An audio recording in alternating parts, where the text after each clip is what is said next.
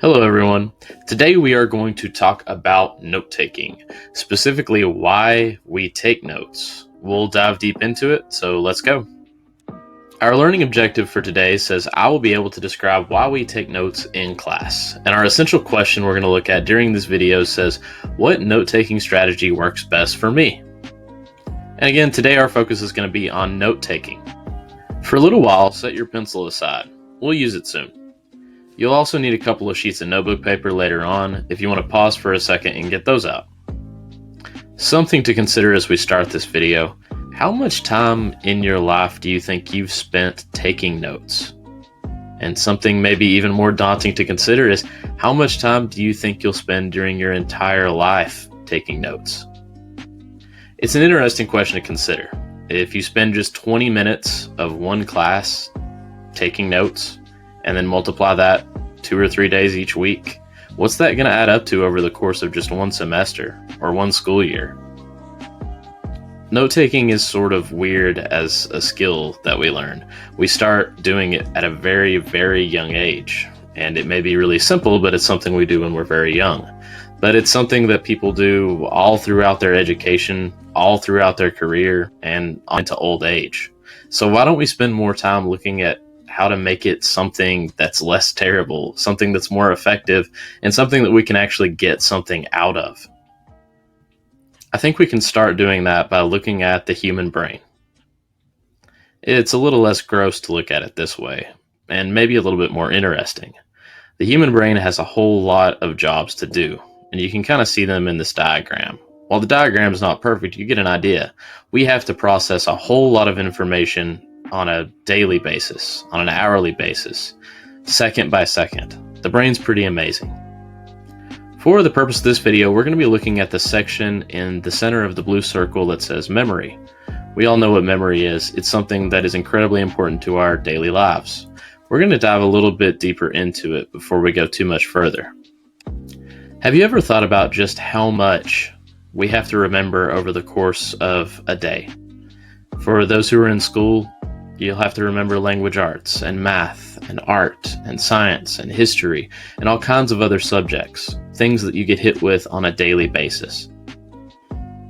So say that you spend an hour every day taking in this information. That alone is a ton. Considering how deep each of these subjects go, you could learn about them endlessly and still have things to learn. But then to make this a little bit overwhelming, think about all of the weird ancillary stuff that we hear and learn and take in on a daily basis. Things from, how to make a recipe, or what time a meeting is, or when you're going to meet somebody, or video game strategy, or taking care of a puppy, or random science fiction knowledge. We take in so much information that our brain has a difficult job filtering what's important and what's not.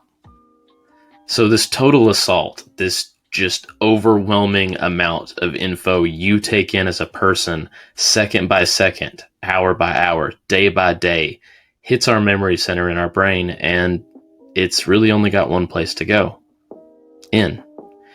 But some of that doesn't always stick. Think about how much you've learned in your life that you've forgotten at some point. And think about all those little things that don't really even matter. The tiny stuff like what you wore to school a week ago, or what you ate for breakfast Sunday of last week. Those are all things that we tried to store in our memory at some point and ejected it. Humans just aren't capable of remembering everything. And of course, this is where note-taking is going to come in. So go ahead and get that paper and pencil out now. We're going to take a few notes. For the purposes of this exercise, take notes in whatever way you are used to. Use what comes naturally. If you've learned anything about identifying what is most important to write down when you're taking notes, feel free to use it here. For example, if you notice something highlighted, bold, underlined, repeated frequently, or if I specifically say this is important, then it is probably something worth writing down. To make things even easier, I'll be putting a pause sign in the bottom right-hand corner on my page if that page has something I'd recommend taking a note on. Finally, don't try to write down everything. We'll talk about why later on.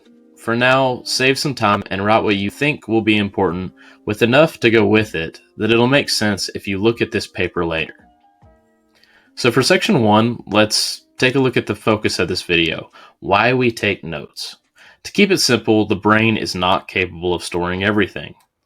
Ask yourself quickly what clothes you wore yesterday, then the day before, then the day before that. What about 2 Saturdays ago? You probably can't remember exactly. If you can, that's amazing. But for most people, that info leaks out after a while. Imagine all of this useless information piling up and taking over all of the actually useful information. Instead, our brains separate info into 2 categories: long-term memory and short-term memory. So long-term memory is going to be the most important info in our lives, or at least things that we've used long enough and repeated over and over and over during a long period of time that it's stuck with us. For example, if I learn a new recipe and cook using it many times over many years, I'll remember it probably perfectly, even if I don't use it for a long time. So short-term memory is going to be very different. It's going to be the less important info, or the info that's only important for a very small amount of time. You may have an extremely important meeting at 3 p.m., but after 3 p.m. and after that meeting, you don't really need to remember that that meeting was at 3 p.m. very much, so it's going to be gone very soon. You could also look at the recipe example again. You use a recipe once, try to use it again a month later, you're probably not going to remember how to do it. It has to be repeated to stick. The key to storing a memory for a longer amount of time is repetition. The more something is used, read, experimented with, practiced with, etc., the more likely it is that you'll retain or keep that info. Think about any type of sport. You have to perform those motions over and over and over a long period of time in order to get that memory, that muscle memory, to stick with you good enough to where you'll actually be good at the sport. So when looking at the difference between short and long-term memory, note-taking is a key step in that process. We're initially going to hear the information from a teacher or from a video or whatever. We're going to then put it onto paper as notes. And then as a third step, we're going to go back to those notes and study them. Each one of those steps gives us a better shot at remembering that info because we are repeating what we hear in our mind. Let's get a little scientific with it. Back in the late 1800s, there was actually a guy who studied this information and he put it into something he called the forgetting curve. We have retention on the left side and the amount of days on the bottom. Basically, when you start and you first hear something, you know it. It's immediately there and you remember it. The problem is that immediately after you hear something, you begin to forget it, especially if it's not repeated or used for something. Once you've heard some information, after just one day, you remember less than 60% of it. And after 7 days, people are remembering only around 10% of it.